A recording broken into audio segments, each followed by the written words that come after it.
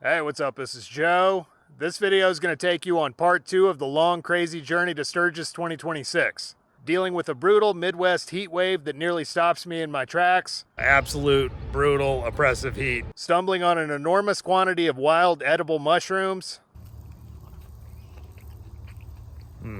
Stopping for some delicious deep dish pizza in Illinois. I'm so excited right now. And checking out some amazing wildlife in the state of Wisconsin as I slowly trudge my way to the Black Hills of South Dakota.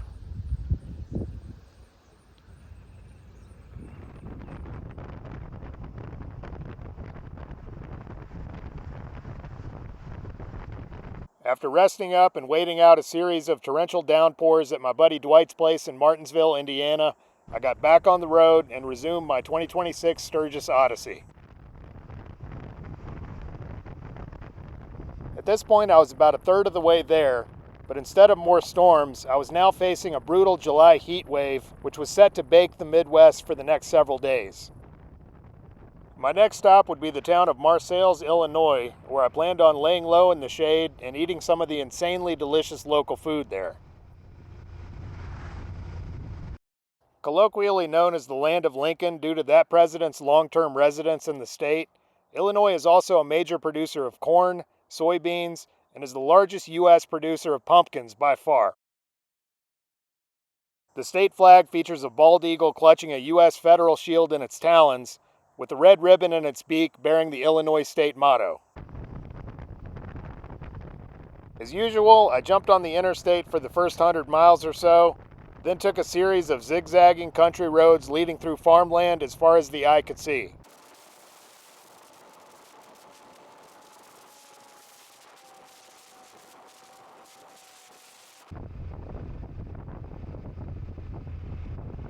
Alright, coffee break. This is the town of Dwight, so I guess Dwight was here at some point during the founding of this town. So apparently we're on Route 66, and this is a famous Ambler-Becker Texaco station, operated longer than any service station on Route 66. Closed in 99. But that's a cool little bit of history right there. And I guess they're still doing some kind of service in there. There's the Route 66 sign.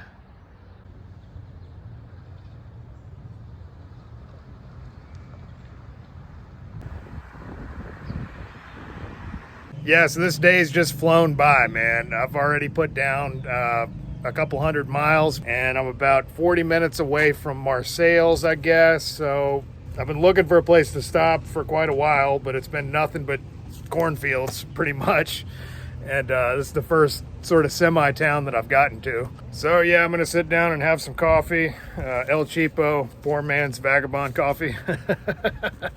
Anyway, pretty soon I should start coming into some better scenery as I start approaching the Illinois River. Wow, got some great prices on beef. Out here, that's porterhouse for $10.99 a pound. Man, that is tempting.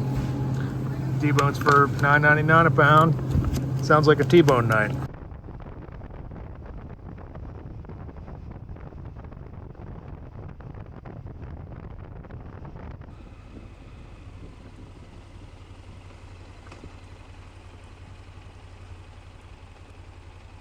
I still hadn't eaten anything yet, so the first thing I did when I reached Illini State Park was to get a fire going in the barbecue pit. All right, that's what I'm talking about right there. Yeah. Thank you, Dwight, for replenishing my supply of boulder salt. I got him hooked on it. So yeah, I'm just gonna let that sit for about an hour, let the coals burn down, finish kind of setting up my camp, and sit down and eat.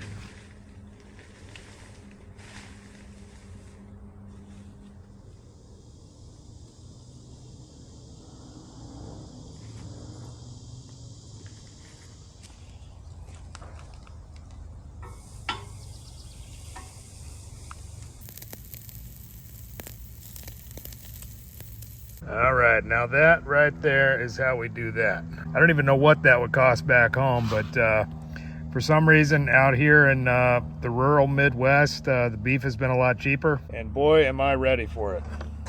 Oh yeah. Cheers.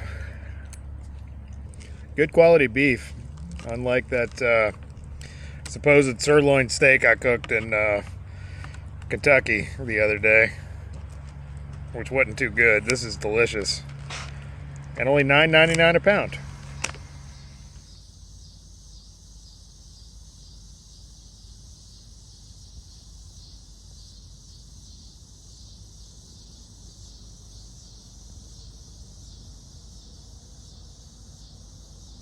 A lot of crazy looking plants and mushrooms out here, which is pretty cool.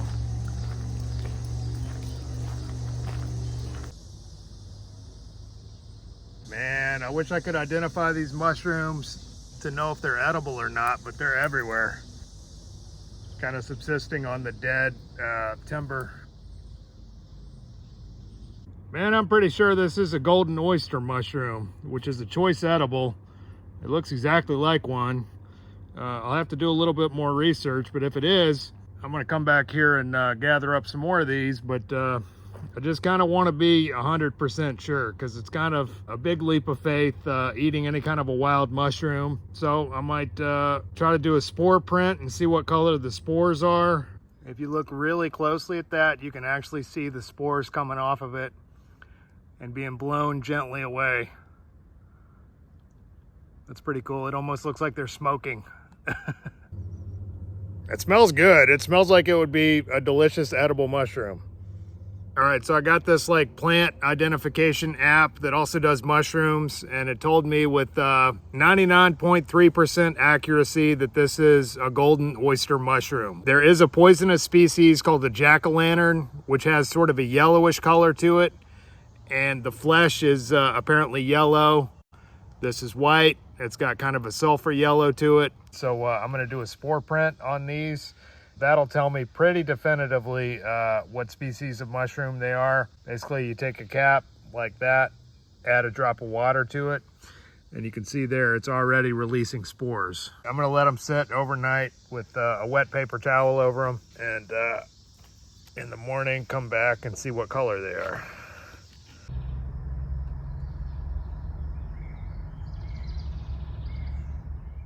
All right, so let's see if we got a spore print.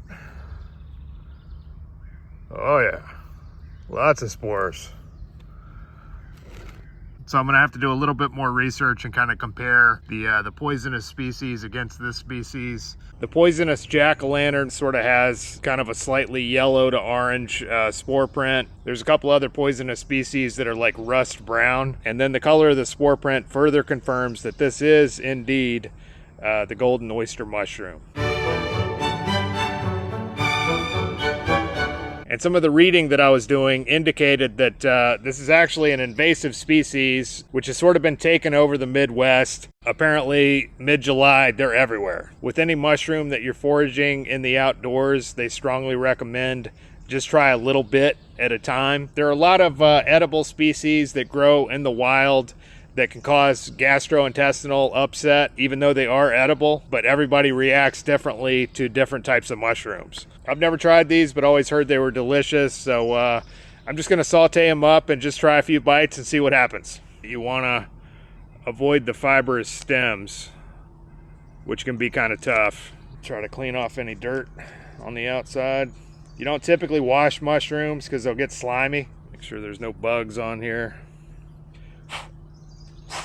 All right, so the first thing I'm gonna do is kind of get a medium flame going and sort of dry fry these, which will sort of cook away any excess water, and then saute them in some oil and add a little bit of salt.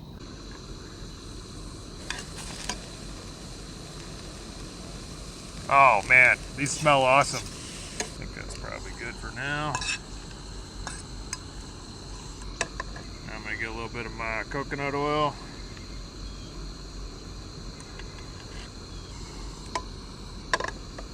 And proceed to fry the hell out of these. One of the things that gets people sick is eating undercooked mushrooms. Really want to cook them thoroughly.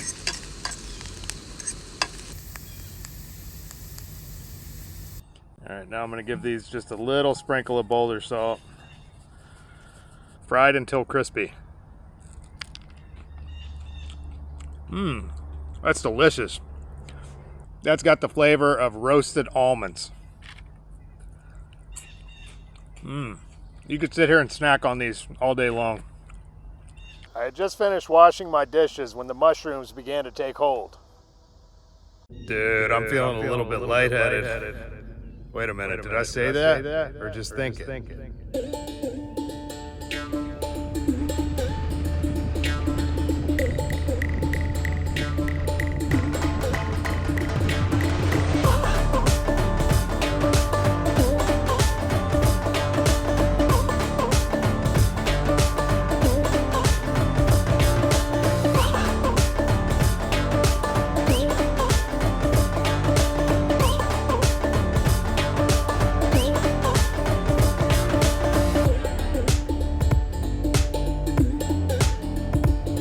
All right, so there's an Illinois state law that stipulates if you're traveling within 100 miles of Chicago, you absolutely have to stop and get a Chicago deep dish style pizza. I didn't make the rules, so I guess in this case, I'm just gonna have to take one for the team in the interest of staying on the right side of the law.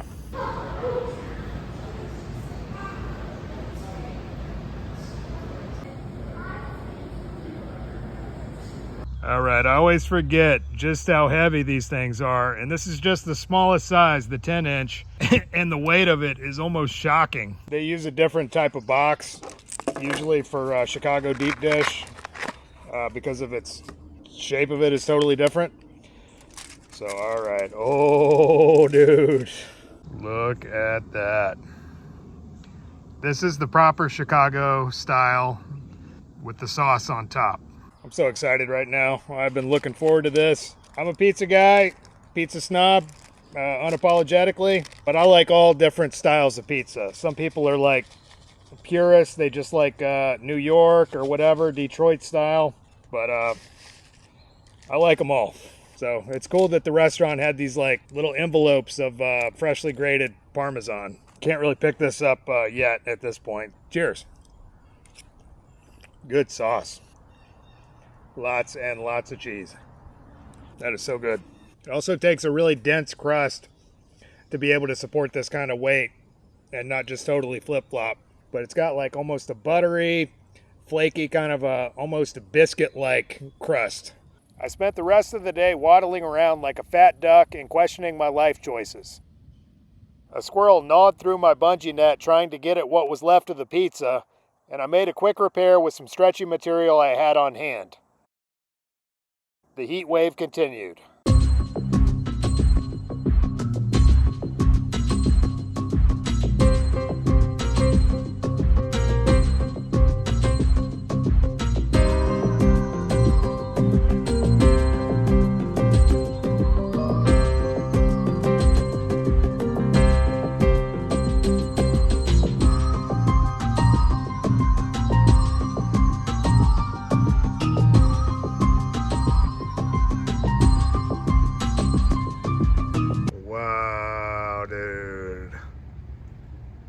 That is one enormous boat. I guess it's some kind of a barge. Not really sure. It looks like it's towing another one right behind it.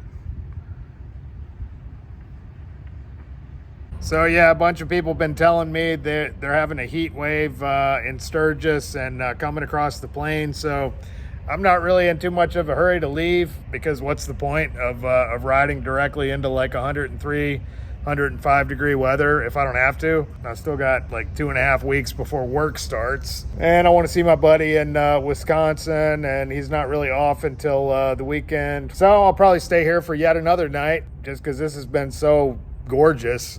I'm mostly able to stay in the shade. I got some great tree cover over my camp, and there really haven't been any people out here, hardly at all. I guess due to the heat.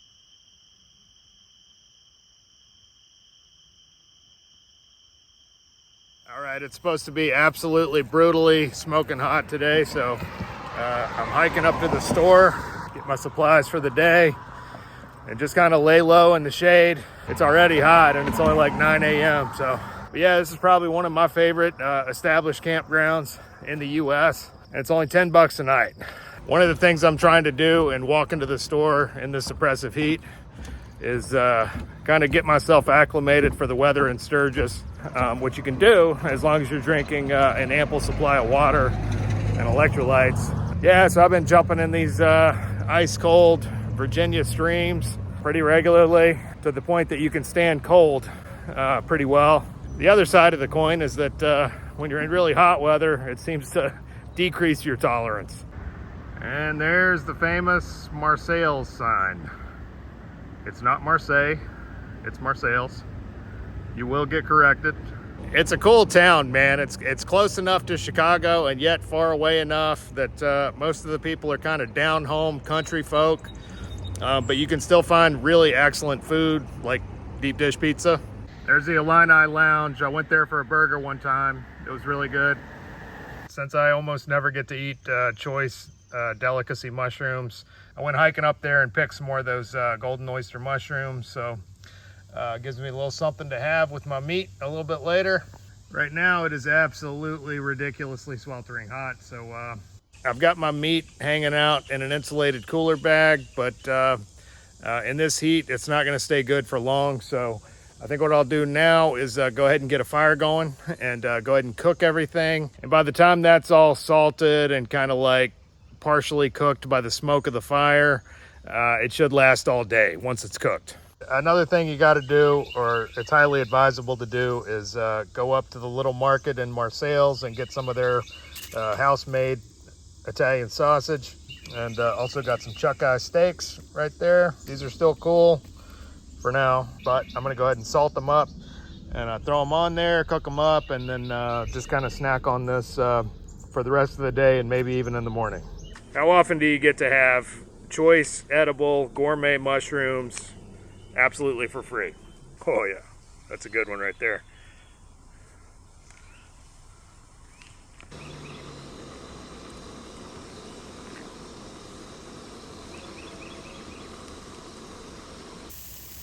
Oh yeah, and life does not suck.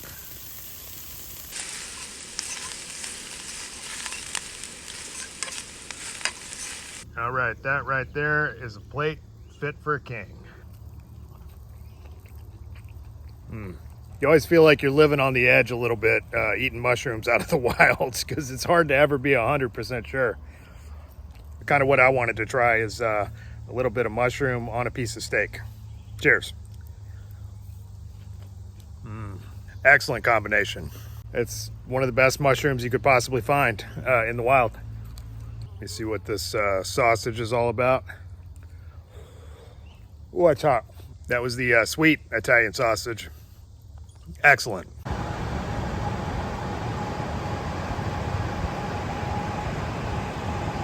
Finally, this day's almost over. It has been absolutely brutally hot, but thankfully I've got all this delicious shade up there, which has been an absolute godsend.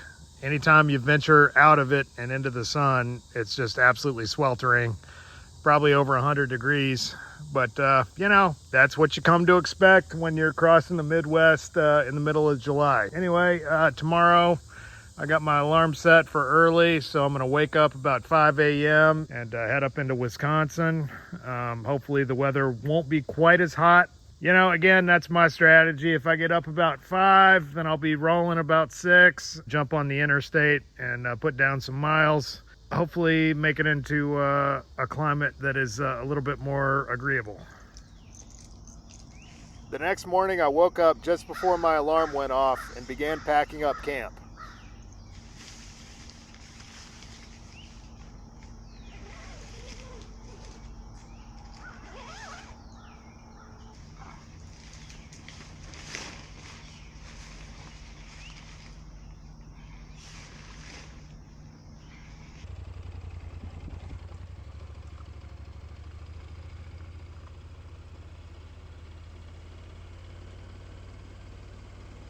From Marseilles, I made my way to the interstate and headed north toward the state of Wisconsin.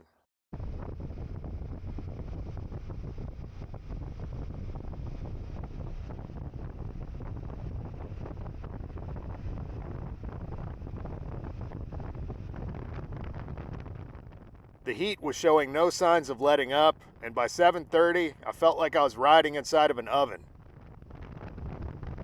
All right, dude, it is 7:30 in the morning, and I am already hitting a wall of absolute brutal, oppressive heat. Typically, I kind of factor in that on the ride to Sturgis that I'm going to get some extreme heat and potential for really bad storms. I probably sweated out about a gallon of water yesterday just sitting in the shade. This might be one of the rare instances in which I actually break down and get a hotel. It's something I don't make a habit of, but I do every once in a while in situations like this, kind of break down, and you just kind of need it for a little bit of a mental break. The more I'm talking about it, the more it sounds like a pretty good idea.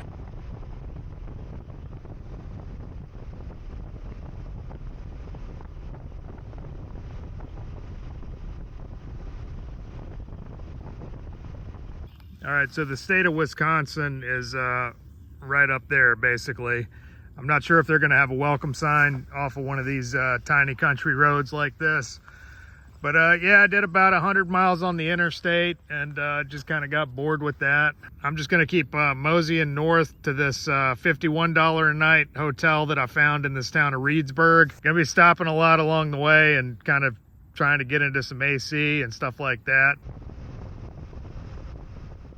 Long known as America's Dairyland, the state of Wisconsin is renowned the world over for producing some of the country's finest cheeses, as well as being the birthplace of Harley Davidson and the John Belushi of my generation, the insanely funny Chris Farley of SNL and Tommy Boy fame. The strong work ethic of the state is proudly displayed on the state flag, which features a sailor on one side and a miner on the other, with a vicious Wisconsin badger at the top and a bursting cornucopia at the bottom next to a pyramid of lead ingots.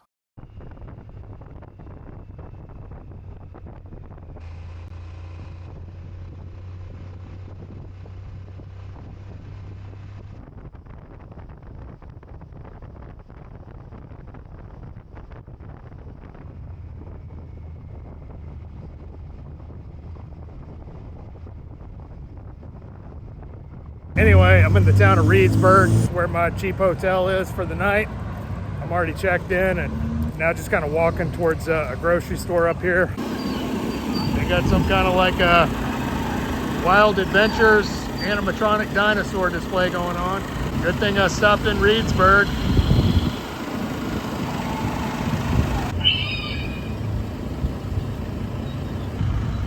Pretty realistic.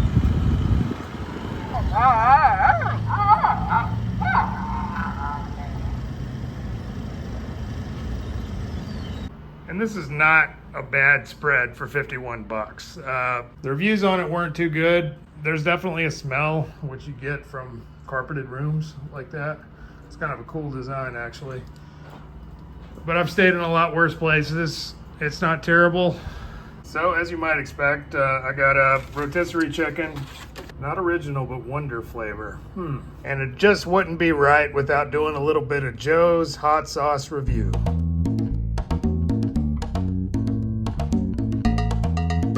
All right, so this is the Tabasco brand green pepper sauce. It was like $1 something in there. Mostly jalapenos, distilled vinegar, water, salt, cornstarch, xanthan gum, ascorbic acid. Nice zing off the pepper. It's got, for lack of a better term, sort of a green smell, as green hot sauces do. So, cheers.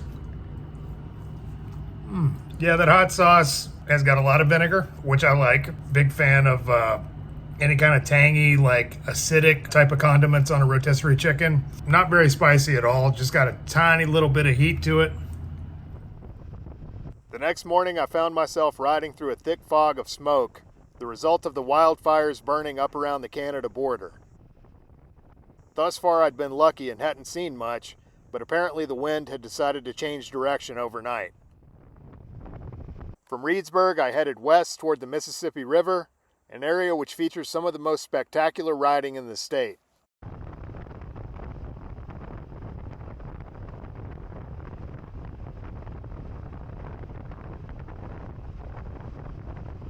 All right, so this is the town or city of La Crosse, Wisconsin. Basically, I'm stopping in this Honda shop to pick up some coolant.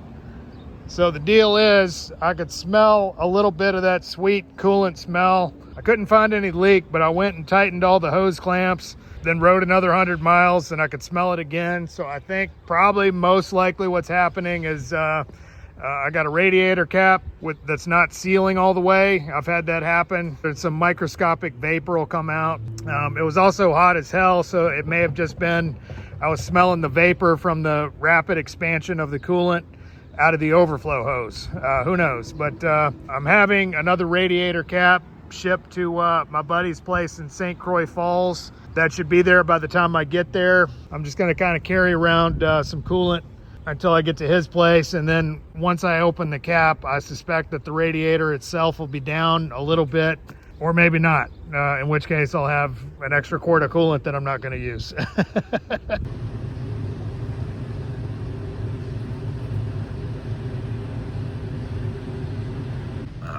Classic Hondas up there. Right there you got the Dream.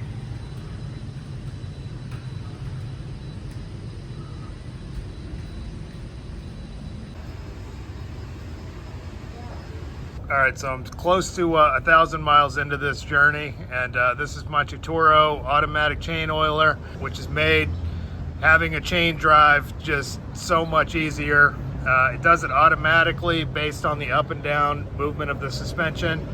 So there's no electronics and no tapping into any vacuum lines or anything like that.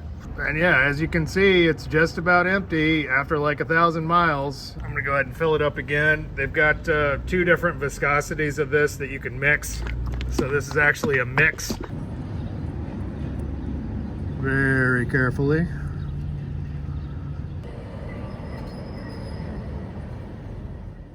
After leaving La Crosse, I rode along the mighty Mississippi and briefly headed into Minnesota for groceries. Since I was only there for about 30 minutes before crossing back into Wisconsin, I'll talk a little more about Minnesota in the next video.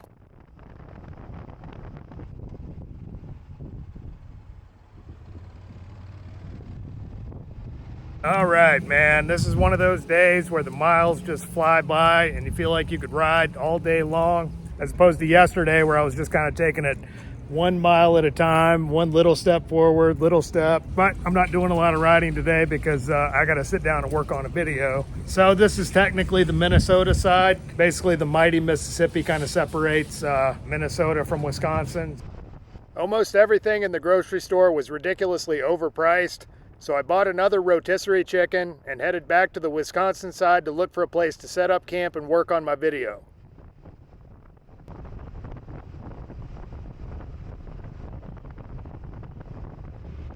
One of the things that makes this ride so interesting are a series of quirky river towns situated along the Mississippi, bordered by the mighty river on one side and towering green mountains on the other.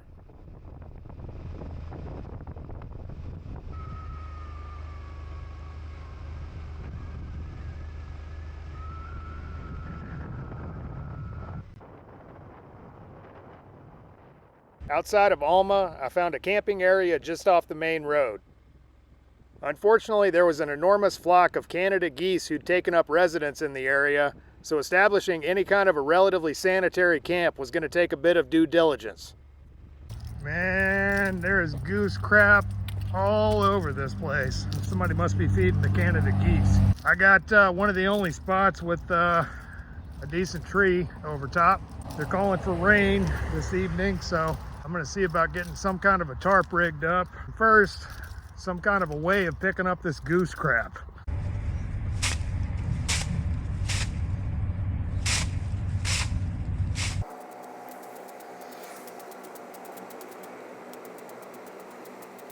All right, so this is my crib for the night. I think I got that square pretty clean. Doesn't smell too good, but I mean, beggars can't be choosers. I got this pretty nice tree. The sun's gonna go down that way, so that tree should block most of the sun.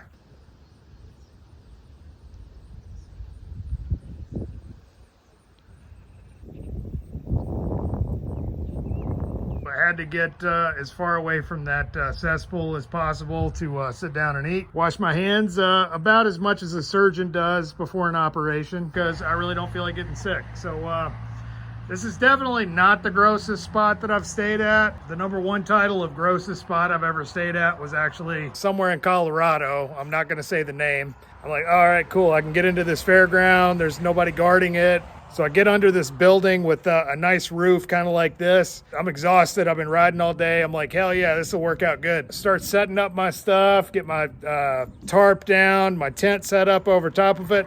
I look down and realize I'm in the chicken coop, basically, that they use for this like livestock auction. That was definitely the grossest, but this is pretty close. For this, I'm taking a little bit of inspiration from my travels in Vietnam. Basically, no matter what you order, they're always gonna give you a pile of greens to go with it. And they're usually some kind of different herb like mint, coriander, whatever, which is kind of refreshing. This is actually basil, which is my favorite herb of all. One of the things that happens when you spend an extended amount of time in a place is it kind of rubs off on you. You pick up certain cultural characteristics that you like and kind of subconsciously assimilate those into your own behavior and I guess food preferences and stuff like that.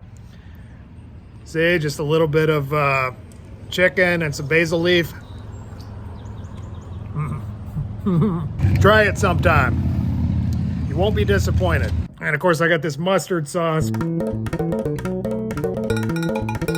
So this is definitely a Chinese type of a deal.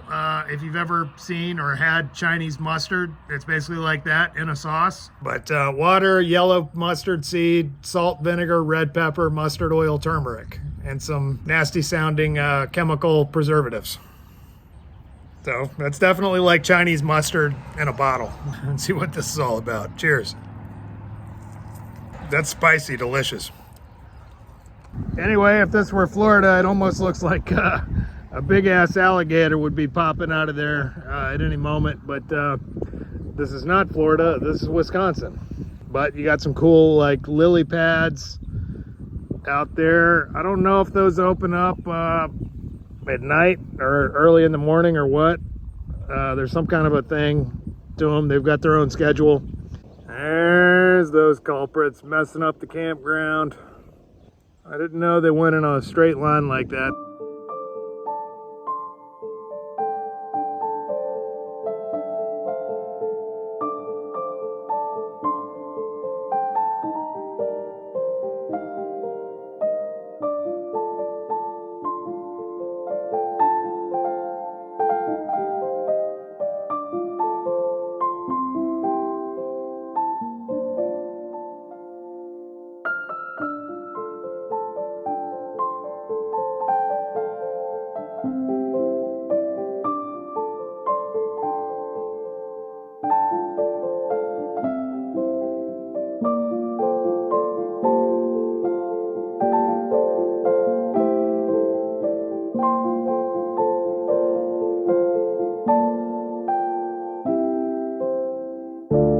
It's actually pretty nice out here now that it's starting to cool off. Right now we got a pretty good breeze. The one good thing is that I haven't really seen any mosquitoes, which is amazing, being right next to that. The bad thing, obviously, it's right next to the highway. Luckily I got some of these like silicone earplugs that swimmers use, and pretty much blocks off the entire ear canal. Shouldn't be a problem at all as far as the noise. Places like this make you really appreciate when you get way off the beaten path and all you can hear are the birds and the crickets and frogs, because this is definitely not that, unfortunately. And it wouldn't be bad if it were like constant cars going by, like if you were sleeping beside the interstate, because then it becomes almost like a white noise. You put the earplugs in, it doesn't even bother you. It's having like 30 seconds to a minute of absolute silence, and then all of a sudden, like, it's just crazy loud out here for some reason.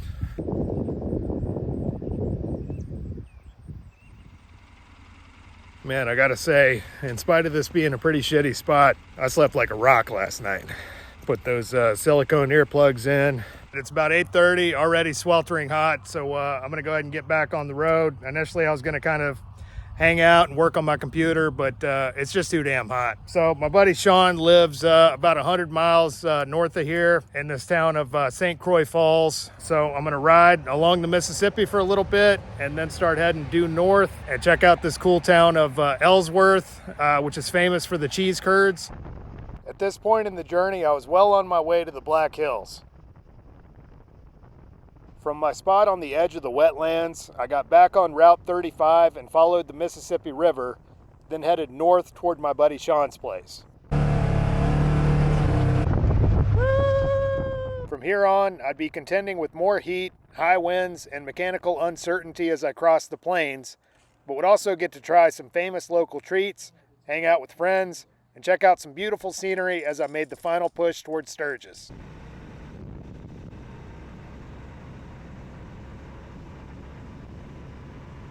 So as always, if you enjoyed this video, please hit like and subscribe. And as usual, I've included an optional donate link in the pinned comment below for anyone who might like to contribute to this project. Otherwise, thanks for watching, and we'll see you on the road.